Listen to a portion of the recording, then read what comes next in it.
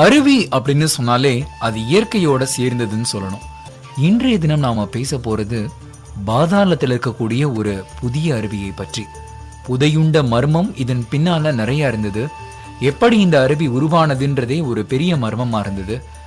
இப்போ அதனுடைய உண்மைகளை நாம தெரிஞ்சுக்க போறோம். இந்த அருவி அமெரிக்காவினுடைய டென்னசி சாட்டானோகான்னு சொல்லக்கூடிய ஒரு பகுதியில தான் அமைந்திருக்கு. லுக் அவுட்னு சொல்லக்கூடிய மலை குகையில தான் இந்த அருவி இருக்கான். இந்த மலை குகை பூமியினுடைய அடியில இருக்கு. ரொம்ப புதையுண்டு இருக்கிற மாதிரி இருக்குமா. இப்படியான ஒரு அருவிக்கு பெயர் வைத்திருக்கிறாங்க ரூபி அருவின்னு சொல்லிட்டு விஞ்ஞானிகள். சுமார் 10 லட்சம் ஆண்டுகளுக்கு முன்னால இந்த அருவி உருவானதா சில ஆராய்ச்சி தகவல் கிடைத்திருக்குது. எப்படி உருவானது அப்படின்னு சொல்லி தேடினப்போ அதன் பின்னால் இருக்கக்கூடிய மறைந்த உண்மைகள் என்னன்னா, இங்கு பல 100 ஆண்டுகளுக்கு முன்னால சுண்ணாம்பு பாறைகள் இருந்ததாம். அந்த பாறைகள் எல்லாமே உப்பு நீரினால் அரிக்கப்பட்டு இந்த மலையில ஒரு பெரிய குகையை உருவாக்கி இருக்கு. இந்த அருவி இயற்கையாகவே குளிர்காலத்தில் ஏற்படக்கூடிய மழை நீரின் காரணமா உருவாகி இருக்குதுன்னு சில யூகத்தின் அடிப்படையிலான உண்மைகள் சொல்லப்படுது. இருந்தாலும் தண்ணீரை பொறுத்த வரைக்கும் 145 அடிக்கு கீழ் நோக்கி விழுந்து ஒரு குளமாக குகையினுடைய நிலப்பரப்பில் சேர்க்கிறதாம். பூமியிலிருந்து 145 அடி கீழே, பூமியிலிருந்து கீழே. அதை நீங்க நோட் பண்ணணும். முக்கியமான ஒரு விஷயம் அதுதான். அங்கே சென்று குகையினுடைய நிலப்பரப்புல சேர்ந்து அது ஒரு பெரிய அருவி மாதிரியும் ஏரி மாதிரியும் காட்சியளிக்குது. அதுக்கப்புறமா அங்கிருந்து மலையின் வழியே ஓடி டென்னசி ஆற்றை கடக்கிறதாம். சுமார் 30 மில்லியன் ஆண்டுகளுக்கு முன்னால இந்த அருவி இருந்ததாக சொல்லப்படுகிறது. லுக் அவுட் மலை குகையில இப்படியான ஒரு அருவி இருக்கிறது எல்லாருக்குமே பெரிய ஒரு ஆச்சரியமான மர்மத்தை ஏற்படுத்தியிருக்குது. இதை பார்க்கறதுக்காகவே இப்போ நிறைய பேர் இந்த ஆறுகளுக்கு சென்று வராங்க.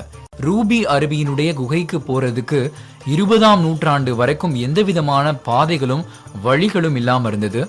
இதை கண்டுபிடிக்கிறதுக்காகவே விஞ்ஞானிகள் அதனுடைய மர்மங்களை தெரிஞ்சுக்கணுன்றதுக்காகவே போனாங்க.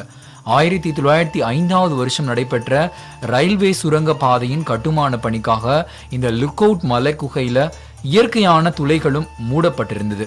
அதாவது அதுல ஏற்கனவே இருந்த இயற்கையான துளைகளும் மூடப்பட்டு விட்டதாம். அதற்கப்புறம் அந்த பகுதியில வசித்து வந்த குகை ஆர்வலர் லியோ லாம்பர்ட்னு சொல்றவர் தான் தன்னுடைய முயற்சியால 1928ஆவது வருஷத்துல ஒரு நடைவழி பாதை அமைக்கக்கூடிய ஒரு பணியை தொடங்கினாராம். புதிதாக உருவாக்கிய இந்த நுழைவாயிலின் வழியே லாம்பர்ட்டினுடைய குழு உள்ளே சென்றது. வித்தியாசமான பாறைகளை பார்த்ததுமே அவங்களுக்கு பெரிய ஒரு வியப்பு. என்னடா இப்படி எல்லாம் இருக்கு அப்படின்னு சொல்லிட்டு அப்பதான் நம்ப முடியாத விசித்திரமான ஒரு அருவியை பார்த்தாங்களாம். தாங்கள் பெற்ற மகிழ்ச்சியை மேலே வந்து பார்த்து மக்களிடம் சொல்லி ரொம்ப ஆச்சரியப்பட்டு போயிருந்திருக்கிறாங்க. இப்படியான ஒரு மர்மமான அருவி உள்ள இருக்கு, யாருக்குமே இது வரைக்கும் இது தெரியல அப்படின்றது அவங்களுடைய ஒரு கருத்தா இருந்தது.